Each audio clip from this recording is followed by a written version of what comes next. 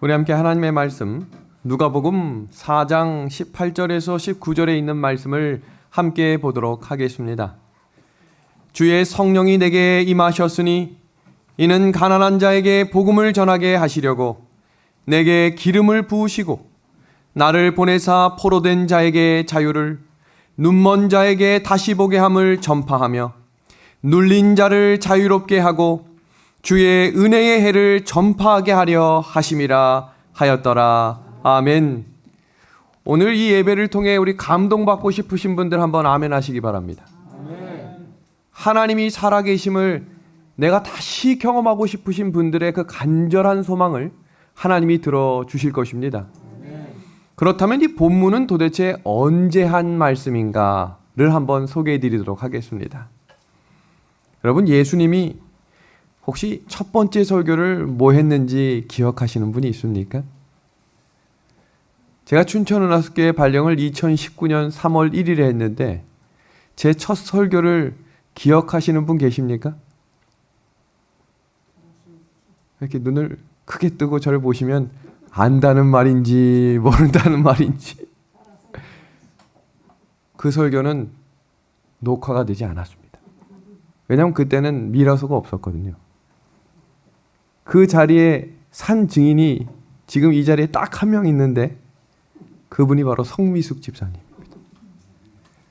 그럼 이 집사님이 긴장하시겠죠? 무슨 설교했냐고. 제가 이 교회를 고별하는 그날 그 설교를 한번 다시 하도록 하겠습니다. 첫 설교를 어떤 설교를 할 것 같으세요? 최고의 설교입니다. 최고의. 제 사상과 목회 철학과 신앙의 기준이 담겨 있는 말씀입니다. 그럼 예수님이 이 지상에 오셔서 처음 하시는 설교에서 무슨 설교하셨을까요? 그 배경을 좀 잠깐 소개해 드리겠습니다. 예수님이 지상에서 사업을 시작하시는 것을 공생애라고 불러요. 그 공생애의 첫 번째 장면이 침례 요한에게 침례를 받으심으로 시작하셨어요. 그래서 우리도 침례를 받는 게 그렇게 중요한 거예요. 그냥 교회를 다니는 것도 중요하지만 우리가 성령으로, 물과 성령으로 침례를 받는 것이 신앙의 첫 걸음임을 예수님이 몸소 보여주신 것입니다. 근데 제가 이때 상황적 배경이 어떤가를 찾아보니까 아버지 요셉이 돌아가신 지 얼마 되지 않았을 때고 어머니 마리아가 마음에 심한 고통과 마음의 격정이 있었던 때였습니다. 그러니까 예수님이 조금만 더 내 옆에 있어 주기를 바랬던 그때 예수님은 광야로 떠난 겁니다. 그리고 광야에 가셔서 세 가지 특별한 시험을 겪으셨을 뿐만 아니라 40일 동안 금식을 통해 온전한 믿음을 회복하시고 드디어 나사렛 회당에 서셨습니다. 그리고 한 첫 번째 설교가 오늘 본문의 말씀이에요. 그러니까 이 말씀은 그저 그런 말씀이 아니라 예수님이 온 만민 백성들에게 본인이 가지고 있었던 가장 중요한 영적인 말씀을 선포하는 자리였다는 것입니다. 자, 보세요.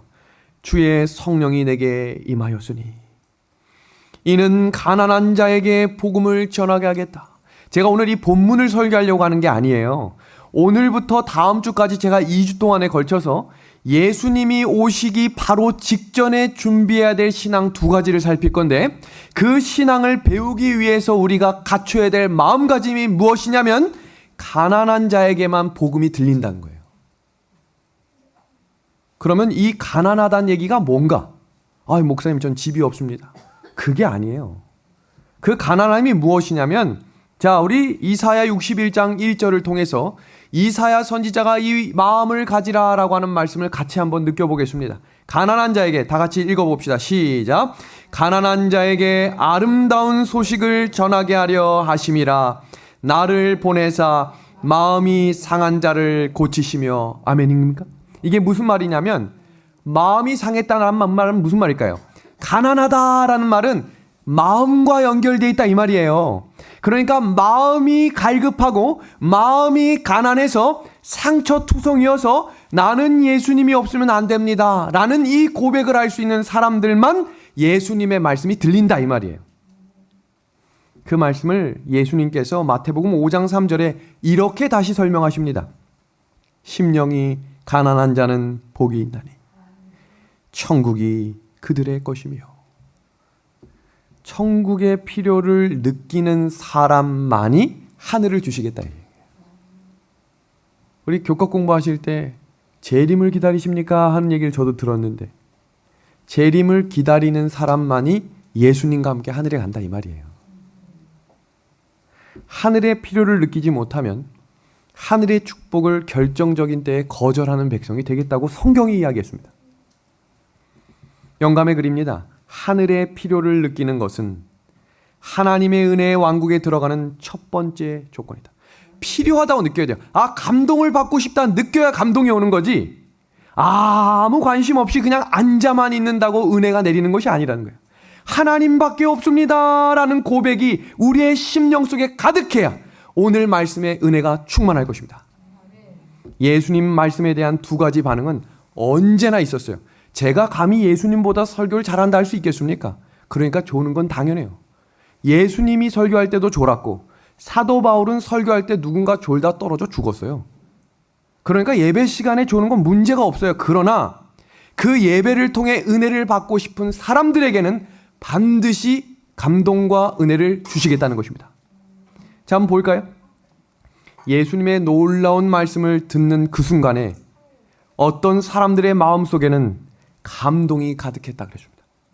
그런데 그 똑같은 자리에 있었던 또 다른 부리들의 마음 가운데는 그들은 하나님의 약속된 말씀을 믿으려 하지 않았다. 같은 자리에서 같은 말씀을 들었지만 누군가에게는 깊은 감동이, 누군가에게는 불신과 걱정과 두려움과 불만만 가득히 차는 시간이 되었다는 것입니다. 지금 이 시간도 마찬가지라는 거예요. 똑같은 말씀을 듣지만 누군가에게는 감동이, 누군가에게는 불평이 되겠다는 것입니다.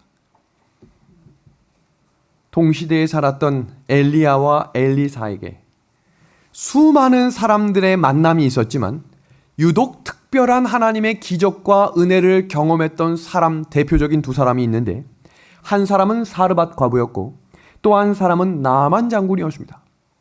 왜 이 두 사람만이 성경에 기록될 만큼 은혜와 기적을 경험했는가? 그 이유를 영감의 글은 이렇게 이야기합니다. 자신은 하나님의 도움이 크게 필요하다는 것을 느꼈다. 그는 하나님의 은혜를 받을 만한 사람이었다. 아멘입니까? 하나님의 은혜를 필요하다고 느끼는 사람에게 하나님이 주시겠다는 것입니다. 진리는 그리스도 시대에 인기가 없었다. 진리는 현 시대에도 인기가 없다. 그 인기 없는 말씀이 지금 누군가를 살리고 누군가를 깨우고 있다는 약속의 말씀에 하나님께 감사를 드립니다. 한 카톡의 글을 소개합니다. 목사님 안녕하세요. 성령 하나님의 영이 저를 감동시켜 주셨습니다. 제 생애의 일부분만을 하나님께 드려놓고서는 항상 실망하고 의기소침해졌습니다. 그런데 오늘 말씀을 통해 주님께 나의 온전한 생애를 바쳐야겠다는 뜻을 정하게 되었고 실천하려는 마음을 세우게 되었습니다. 꾸준한 기도와 말씀 연구로 바꾸어 나가겠습니다. 한 카톡이 제가 여기 싫진 않았지만 어제 저녁에 저한테 이런 카톡이 왔어요. 목사님, 제가 영적으로 거듭남을 경험했습니다. 그게 무슨 이야기인가 봤더니 제가 9월 23일 새벽 기도의 말씀을 듣고 온전히 변화됐습니다. 그래서 제가 9월 23일 말씀을 찾아봤잖아요. 무슨 말씀을 했나? 그 날에 특별한 은혜가 있었던 것이 아니라 매일매일 걸어가던 그 말씀의 임계점이 넘어선 것입니다. 믿음의 하늘 가족 여러분, 틈날 때마다, 기회가 있을 때마다, 날마다 하나님의 말씀을 가까이 하십시오.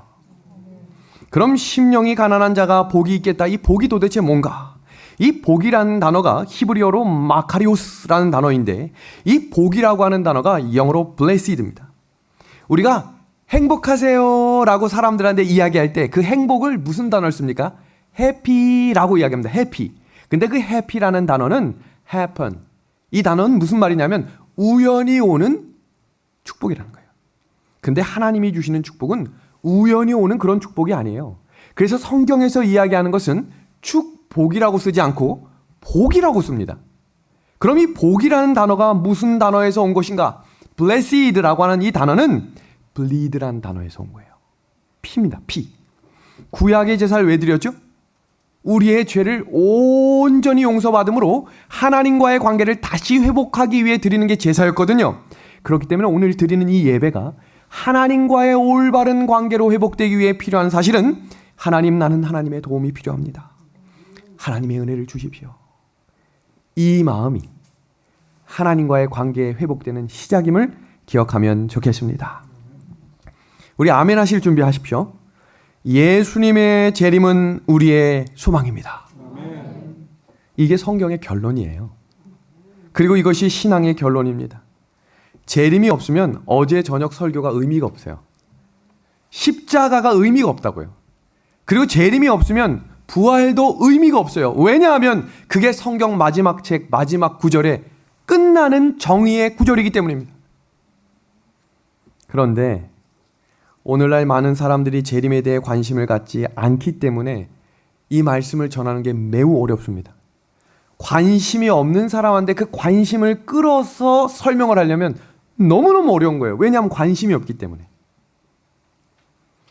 예수님의 발자국을 알려줄 수 있는 성경에는 재림의 청사진이 그려져 있어요. 재림은 어느 날 갑자기 오는 게 아니에요. 갑자기 눈 뜨고 떴는데 예수님이 오시는 게 아니고 청사진 순서 그대로 오는데 성경의 재림의 징조를 말씀하시면서 깨어 준비하라고 말씀하셨고 마지막 날의 사건들을 정말로 일목요연하게 순서대로 정리해 두셨다는 거예요.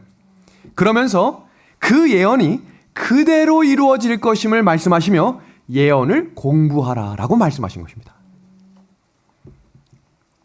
무화과 나무의 비유를 배우라.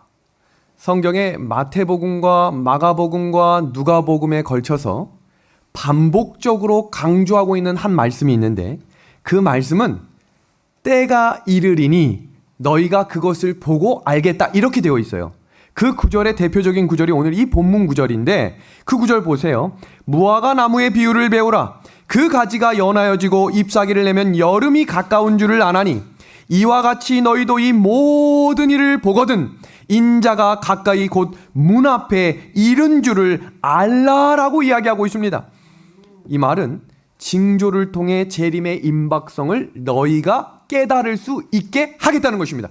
그럼 재림의 임박성을 알려주는 징조가 뭔지를 알아야겠죠. 지금 보시는 이 그림은 기후위기 2021년 이 IPCC가 굉장히 중요한 역할을 이제 앞으로 할 것인데 이 역할이 뭔지를 좀 소개하겠습니다. IPCC는 기후변화협의체입니다. 이 기후변화협의체에서 2주 전에 이런 글을 발표했어요. 서기 2040년에는 지구의 온도가 2.0도 올라가면서 감당하기 어려운 위기가 닥칠 것이다 라고 이야기했습니다.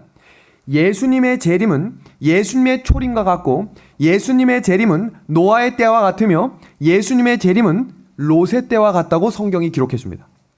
그럼 예수님의 초림 때에 누가 예수님의 초림이 올 것을 미리 이야기했는지를 살펴봐야겠죠. 교회나 성경을 많이 하는 박사나 교회의 신실한 직분을 가진 사람이 얘기하지 않았어요. 왜 그랬을까?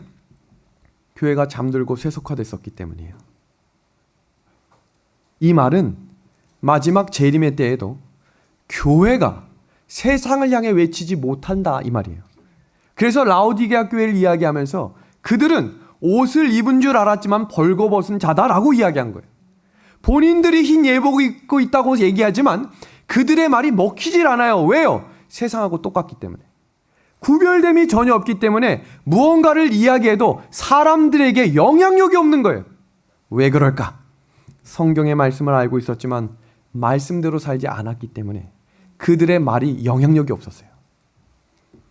교회가 세상에 전해야 할 소식을 전하지 않자 동방 박사들은 이방인이었어요. 그 사람들이 교회의 소식을 전했습니다. 그래도 교회가 믿지 않았어요. 대단하지 않아요? 교회는 말씀을 알고 있었는데 세상이 교회를 깨우기 위해 이야기했는데도 교회는 여전히 잠자고 있었다 이 말이에요. 성경 말씀입니다. 난리와 난리 소문을 듣겠으나 너희는 삼가 두려워하지 말라. 이런 일이 있어야 하되 아직 끝은 아니니라. 민족이 민족을 나라가 나라를 대적하여 일어나겠고 곳곳에 기근과 지진이 있으리니 이 모든 것은 재난의 시작이니라. 제가 이 마태복음 말씀을 다시 한번 여러 번 반복해서 읽다가 이 모든 것은 재난의 시작이다라고 하는 의미가 무엇일지를 주석뿐만 아니라 대총회에서 이야기하고 있는 글들을 찾아서 읽어봤어요. 근데 제가 너무너무 놀란 사실이 하나 있는데 그것은 한 번에 그 일이 같이 일어나겠다는 거예요. 저는 처음에 이게 순서대로 일어나서 사람들이 놀랄 수 있는 순서가 정해지는 게 아닐까 생각을 했는데 대충의 성경학자들이 뭐라고 이야기했냐면 이 일들이 한순간에 일어나 그래서 누가복음에 뭐라고 되어 있냐면 사람들이 기절하겠다고 했어요. 그 이유는 한 번에 그 일이 폭발적으로 일어나니까 감당하지 못하기 때문입니다. 과학자들이 예견하는 전 세계적인 대재난이 대표적인 세 가지가 있어요. 지난 시간에 제가 그걸 6가지로 좀 소개를 했었는데 오늘은 그 내용을 더 대표적인 세 가지로 좀 정리합니다. 그 첫 번째가 전염병인데 전염병에 대한 설교는 제가 2시간을 설교했기 때문에 오늘은 간단하게만 정리하고 넘어갑니다. 나중에 시간이 되실 때 특히 방송으로 보는 분들도 지구의 자정이 가까이 왔다라는 이 글을 유튜브에 치면 1시간짜리 설교가 나옵니다. 이게 전염병과 관련된 설교의 영상이기 때문에 찾아서 보십시오. 자, 그러면 이 전염병이 어떻게 이야기하고 있나 보겠습니다. 무슨 바이러스가 언제 나타날 것은 신이 정하는 영역이다. 만일 2년마다 3년마다 5년마다 새로운 바이러스가 출몰한다면 인간은 그때마다 새로운 백신을 개발해야 한다. 어느 정도 대책이 마련되었나 보면 또 다른 바이러스가 나타나 공격할 수 있다. 만일 새로운 바이러스가 3년에 한 번씩 나타난다면 어떻게 될까? 그것은 정말 감당할 수 없는 문제다. 왜냐하면 한 가지 문제를 해결하기 전에 다른 문제가 나타나서 덮치기 때문이다. 간단하게 소개하면 예전에 이 코로나 바이러스 전에는 20년이나 30년마다 바이러스가 왔는데 지금 바이러스가 오는 속도가 몇 개월 단위로 좁혀지고 있어요. 점점 생각지 않은 바이러스들이 계속해서 하고 있는 것입니다. 이건 여기까지만 좀 하겠습니다. 꼭 지구의 자정이 가까이 왔다 이 부분을 같이 한번 들으시면 이해하시는 데 도움이 될 것입니다. 두 번째는 유성 충돌 문제입니다. 아마 설교를 듣는 분들 중에 다른 얘기는 많이 들었는데 저게 무슨 얘기인가 싶을 텐데 우리만 몰랐지 지구의 과학자들은 이거에 대해서 상당히 심의 있게 연구하고 논의하고 있었어요. 그 내용을 좀 소개하겠습니다. 2020년 8월 28일 우리가 코로나로 인해서 완전히 몰두하고 있을 때 일본 상공에 거대한 불덩이 하나가 나타났습니다. 이게 뭐냐면 유성이 내려온 거예요. 세계 곳곳에서 지금 1m 미만의 수많은 유성들이 떨어지고 있는데 자 여기 보시면 1m 이내기 때문에 상공과 오존층을 통과하면서 그게 없어지는 거예요. 그런데 만약에요 이 유성의 크기가 10m가 넘게 지구로 떨어지면 문제가 전혀 달라집니다. 이 사건이 러시아에 일어났어요. 러시아에 직경 17m의 유성이 떨어지는 사건이 일어났는데 가옥 7천여 채가 파괴되고 1,500명이 부상당하는 일이 생겨났습니다. 이게 무슨 말이냐면 이제는 유성이 지구에 나라 어디에 한순간에 떨어지는 일들이 일어나겠다 이 말이에요. 이건 제 이야기가 아니라 과학자들이 연구하고 예견한 이야기입니다. 그런데 충격적인 사실은 직경 50m급 소행성이 지구로 떨어지면 순식간에 도시 하나가 사라지겠다는 거예요. 제가 이 글들을 읽으면서 놀랐던 사실은 유성 하나 이 50m가 넘는 것은 핵폭탄 33배의 강력한 영향력을 갖고 있대요. 그러니까 무슨 말이냐면 유성이 하나가 아니라 동시다발적으로 여러 개가 떨어지면 생각지 못한 일들이 우리의 삶 속에 일어날 수 있다 이 말입니다. 세 번째입니다. 세 번째는 바로 기후변화입니다. 이 세 가지의 이야기는 성경의 재림의 징조와 일치하고 있다는 거예요. 놀라운 사실은 교회가 잠자고 있자 하나님이 세상의 과학자들과 뉴스들을 통해서 성경의 징조가 차례대로 일어나고 있음을 말씀해주고 있다는 겁니다. 나라가 대적하고 기근과 지진이 일어나는 이 일들은 아주 짧은 시간 안에 한꺼번에 일어날 일입니다. 지금까지 여기서 쭉, 여기서 뻥, 여기서 빵 이게 아니고요. 한순간에 동시다발적으로 확 일어나는 일인데 얼마 전 한 신문에서 지구온난화가 내일이 아니라고 생각하나라고 하는 이야기에 단 하나의 문제가 지구 전체 문제를 장악하는 일이 일어날 것인데 그것을 지구온난화라고 이야기했습니다. 누가복음 21장 11절의 말씀입니다. 곳곳에 큰 지진과 기근과 전염병이 있겠고, 여기서 이야기하는 이 전염병은 치료될 수 없는 전염병이라고 원어에 설명하고 있어요. 또 무서운 일과 하늘로부터 큰 징조들이 있으리라. 마지막 때에는 큰 기근과 지진과 전염병이 한 번에 일어나겠다라고 이야기하고 있습니다. 그 성경 말씀이 누가복음 21장 이어지는 구절에 이렇게 이야기하는 거예요. 사람들이 세상에 임할 일을 생각하고, 이 말은 사람들이 눈을 들어보니 더 이상 희망이 없다라는 것을 다 느끼겠다 이 말이에요. 무서함으로 기절하겠다. 마지막 시대에 한꺼번에 올 문제들에 대해서 사도 바울은 이렇게 기록했습니다. 그들이 평안하다, 안전하다 할 그때에 임신한 여자에게 해산의 고통이 이름과 같이 멸망이 갑자기 그들에게 이르리니 결코 피하지 못하리라. 교회가 세상이 평안하다, 넘어갈 수 있다, 이 문제도 해결될 것이다 라고 이야기할 때 해산의 고통처럼, 해산의 고통이 뭡니까? 점점 자주, 점점 더 크게 오겠다는 거예요. 그리고 점점 더 커지는 재앙의 끝이 7재앙입니다. 그리고 그 7재앙 끝에 예수님이 오시는 것입니다. 지금 이 순서를 보시면 점점 순서가 짧아지고 있음을 아실 것입니다. 지금 보시는 이 도표는요, 4차 산업혁명 들어보셨어요? 많은 분들이 4차 혁명 하는데 제가 이렇게 대화를 해보면 이 혁명에 대해서 잘 이해 못하시는 분들이 있어서 어제처럼 제가 단어로 좀 정리해 드릴게요. 1차 산업혁명은 기계화가 된 거예요. 증기기관차. 2차 산업혁명은 대량 생산을 할 수 있게 되는 전기 시스템이 들어온 것입니다. 3차 혁명은 디지털, 인터넷이 시작된 거예요. 그럼 4차 혁명이 뭐냐면 AI입니다. 인공지능 시대가 시작된 것인데, 자, 여기 보시면요, 이 순서 정렬을 보시면 원래 100km로 가던 차가 갑자기 어느 날 25배로 빠르게 가면 어떻게 될까요? 그럼 몇 킬로예요? 2,500km거든요. 그럼 그 안에 타 있는 사람들이 어떻게 되겠어요? 죽는 거예요. 지금 산업혁명 이전에 비해서 지구 온도 상승률이 25배 빠르게 진행되고 있어요.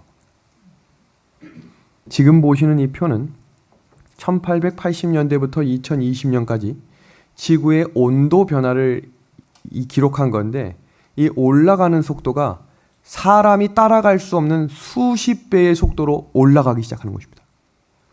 지구의 온도가 너무 빠른 속도로 오르고 있는데 2050년까지 지구의 기온이 2도 이상 또 올라갑니다. 이게 무슨 말이냐면 2도가 올라가 버리면 지난 100년 동안 4도가 올라가는 거라서 사람이 살 수 없는 세상이 되겠다고 이야기한 거예요.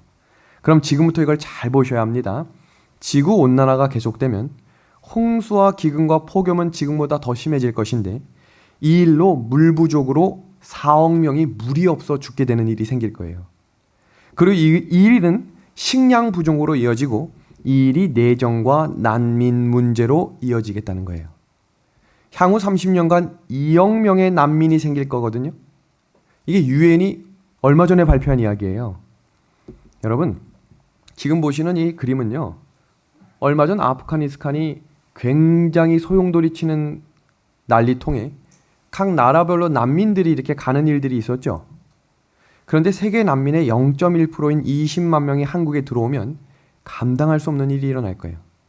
지금 진천에 400여 명이 왔는데도 대한민국이 약간 움직였는데 20만 명을 우리나라가 난민을 수용해야 된다. 어떻게 될 것 같으세요, 나라가? 지금 이 그림을 좀 보십시오. 이게 뭐냐면 지금 지구의 인구수가 줄어들고 있는 것 같으세요? 늘어나고 있는 것 같으세요? 우리는 항상 기준이 대한민국이기 때문에 우리나라 인구 절벽이야, 어떡해. 일본 인구가 없대. 인구가 너무 줄겠다 생각하시지만 그건 말도 안 되는 이야기예요. 지금 전 세계 인구 늘어나는 속도가 아프리카를 포함해서 중동 쪽에 얼마나 폭발적으로 늘고 있는지 보세요. 지금 인구 증가에 따른 심각한 식량 문제가 2021년에 78억 명에서 2050년에 약 110억 명으로 늘 것으로 추산했어요. 이 말은 무슨 말이냐면 매년 8천만 명씩 우리나라 인구 수만큼 늘어나는 거예요. 지금 계속. 그래서 매일 22만 명의 식량이 추가로 필요한데 기후변화로 식량 공급은 줄고 인구 증가로 식량 수요가 증가되기 때문에 무슨 일이 일어나냐면 식량 가격이 폭등하고 폭동과 난민 문제가 생기는 거예요. 이 모든 시작의 처음이 뭐냐면 지구온난화입니다. 성경 마태복음 24장 6절 8절에 이 모든 것이 재난의 시작이다 라고 하는 이 말을 좀 설명을 드릴게요. 2007년, 2011년에 전 세계적으로 곡물 가격이 2배로 폭등하는 사건이 있었는데 그때마다 식량이 부족한 나라들은 전쟁을 일으켰어요. 왜냐하면 먹고 사는 문제가 해결되지 않았기 때문입니다. 이 일들이 바로 마지막 재림의 징조의 예언이 성취되어 가고 있는 과정입니다. 제가 이번에 그 IS, 이슬람 이 극진 세력에 대해서 아주 여러 개를 좀 책을 읽고 공부를 해봤어요. 제가 궁금했던 건 도대체 그 사람들은 왜 생겨났을까가 궁금했어요. 그런데 제가 충격적인 사실을 알게 됐는데 이슬람 급진 세력 IS가 일어난 이유는 기후변화에 따른 식량 부족에 따라 생겨난 거였어요. 여기 잘 보십시오. 2010년에 러시아에 큰 가뭄이 왔어요. 그 이유가 지구온난화 때문이었는데 러시아가 전 세계의 밀 수출을 가장 많이 하는 나라 중에 하나예요. 특히 어느 나라에 많이 하냐면 중동 지역 그리고 아프리카 난민들에게 아주 많이 수출을 했는데 문제가 뭐냐면 러시아가 가뭄이 들자 밀 수출을 할 수 없게 규제를 해버린 거예요. 그때 무슨 일이 일어났냐면 아프리카와 중동 가난한 나라들의 큰 데미지가 일어나므로 폭동과 반전부 운동이 일어났고 그때 IS 세력들이 시리아에 침투해서 어떻게 했냐면 우리 먹고 살기 힘드니 우리가 일어나 분쟁을 일으켜야 먹고 사는 문제가 해결된다라고 해서 생겨난 게 IS 급진 세력입니다. 그리고 이 급진 세력을 피해서 시리아의 난민들이 걸어서 다른 유럽 국가로 걸어가는 일들이 생겼는데 받아줄까요? 안 받아줄까요? 그래서 장벽을 친 거예요. 못 가게. 그러자 무슨 일이 일어났냐면 사람들이 보트를 타고 바다로 나갔어요. 이게 무슨 말이냐면 어디든 흘러가겠다라고 했는데 받아줘요? 안 받아줘요? 안 받아준 거예요. 그때 한 사건이 일어났는데 이 내용은 다 모르셔도 이 사진은 아마 다 기억할 거예요. 3살 어린이가 바다 파도에 떠밀려서 바다에 차갑게 죽어 있었습니다. 이것이 전 세계에 공분을 일으켰고 전 세계를 움직이는 정치 세력들이 유럽에 대해서 여러 가지 문제들을 제기하며 난민을 받게 만들었어요. 근데 이 시리아 난민 문제를 해결하면서 한 문제가 또 생겼는데 영국이 끝까지 거부한 거예요. 그래서 영국이 브렉시트하게 된 거예요. 이게 정치적 순환 방법입니다. 유엔에서 탈퇴했어요. 지구의 온도가 1도 더 올라가면 7억 명의 난민이 발생한다라고 얼마 전에 발표했어요. 근데 앞으로 2도 올라간다 그랬죠? 지구가 살 수 없는 땅으로 바뀐다는 거예요. 이때 교황과 바티칸이 입만 열면 환경 문제를 강조하기 시작했어요. 이게 성경 예언과 어떻게 연관되는지 지금부터 좀 소개하겠습니다. 여러분 지금 보시는 이 그림은요. 글로벌 팩트라고 하는 것인데요.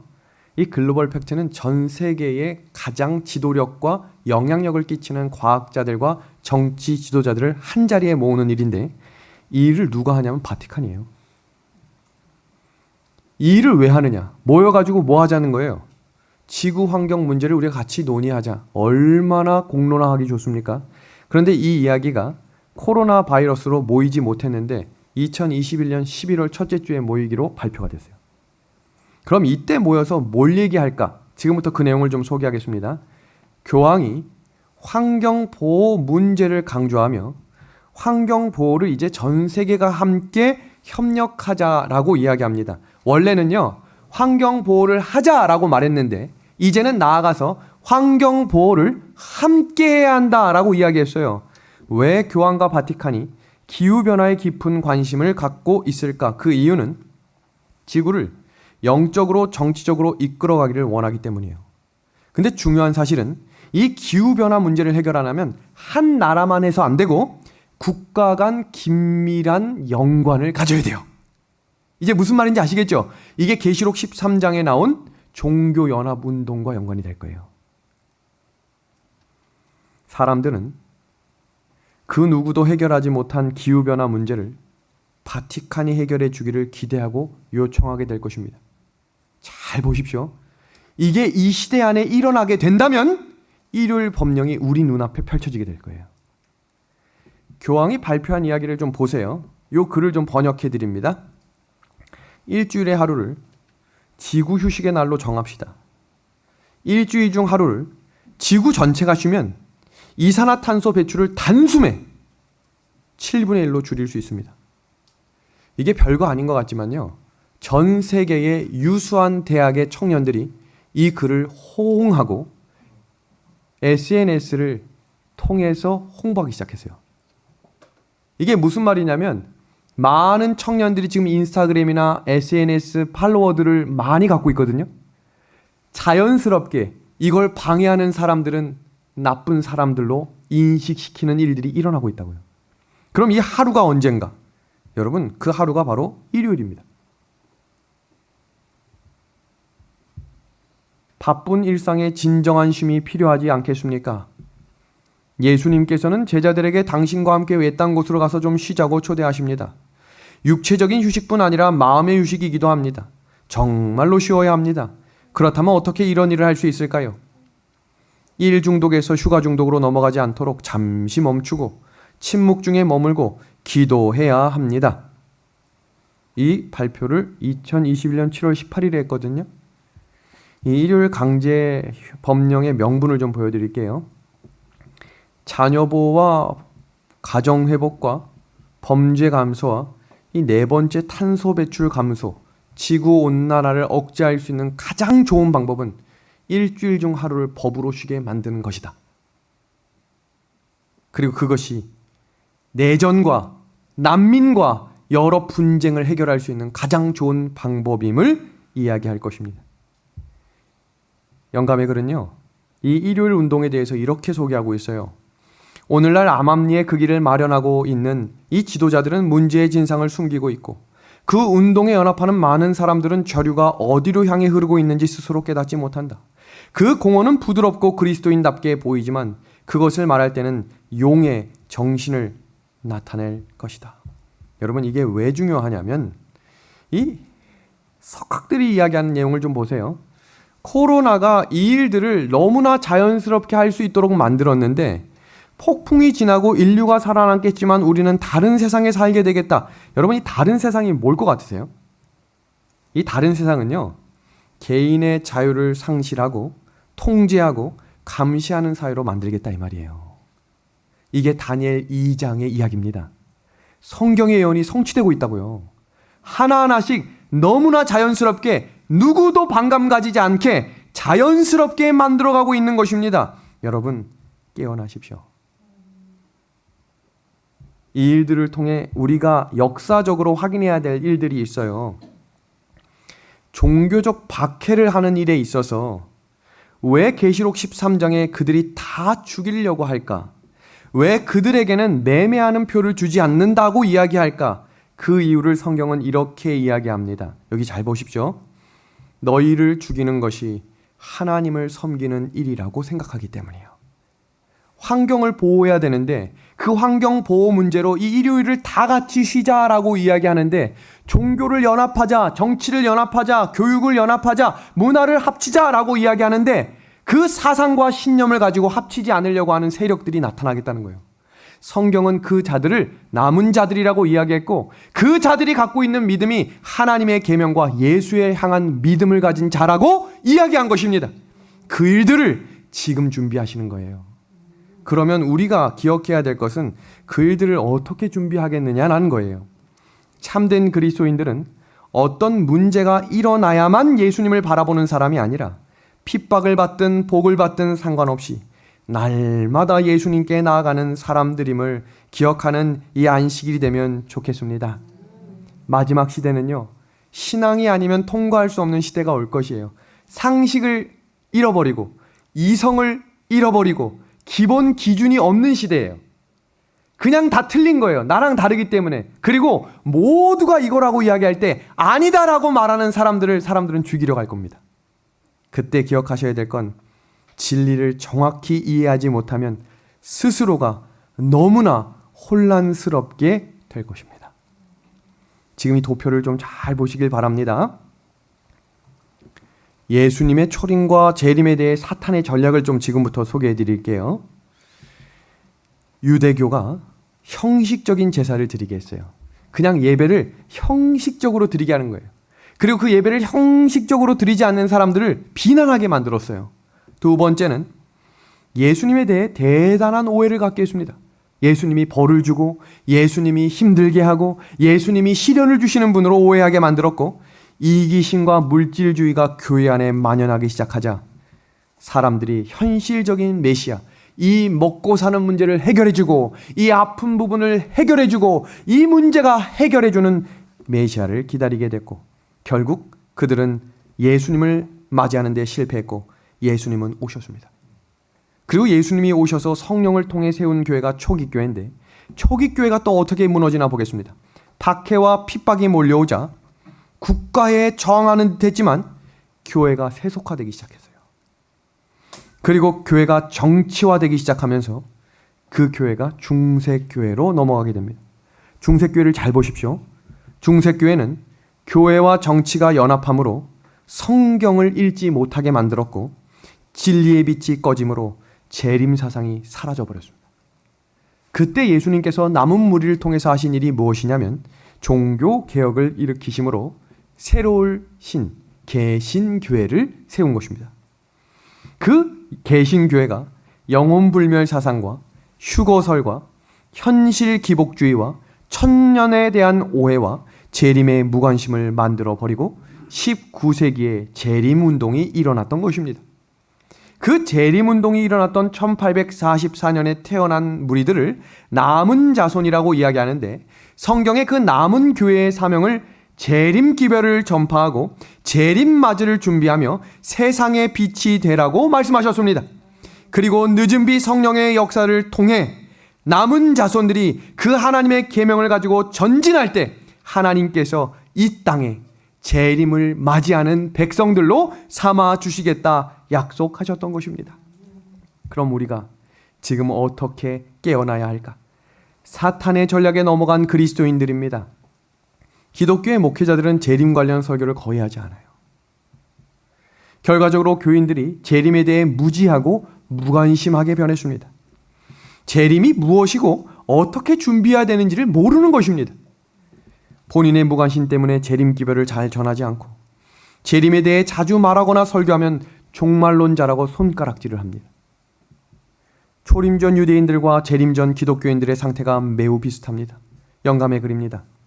세상과 타협하고 이 시대를 위한 진리에 무관심한 정신은 각 시대의 모든 그리스도 교국을 통하여 개신교의 모든 교회를 안에 잠재하여 그 뿌리를 내리고 있다. 여러분, 그럼 마지막 시대에 우리는 어떻게 살아야 할까? 주님의 뜻인 진리가 무엇인지를 확인하셔야 합니다. 그리고 다니엘서와 요한계시록의 예언을 끊임없이 확인하십시오. 그리고 그 예언의 말씀을 따라 순종하며 나아가셔야 합니다. 재림을 기다리는 백성들이 꼭 기억해야 될 말씀이 있는데, 그 말씀은 베드로서 3장 11절에서 14절에 있는 말씀입니다. 마지막에 있는 말씀을 다 같이 읽어주시기를 부탁합니다. 제가 첫 구절부터 읽겠습니다. 이 모든 것이 이렇게 풀어지리니 너희가 어떠한 사람이 되어야 마땅하냐? 거룩한 행실과 경건함으로 하나님의 날이 임하기를 바라보고 간절히 사모하라.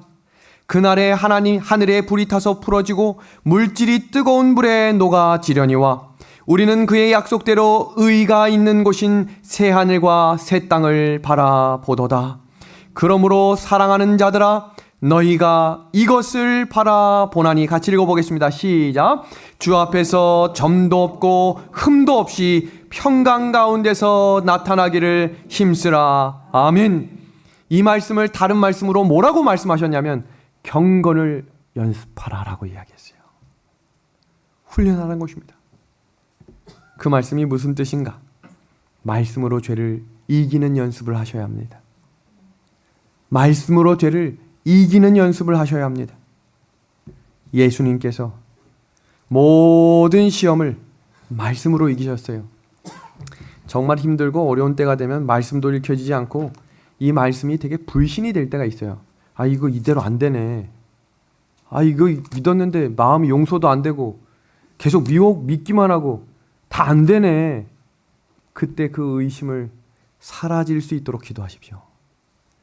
그리고 말씀에 근거하여 그 말씀대로 이루어질 줄로 믿는 믿음을 달라고 기도하셔서 그 시련을 극복하는 일들을 넘어서야 믿음이 자라나는 겁니다.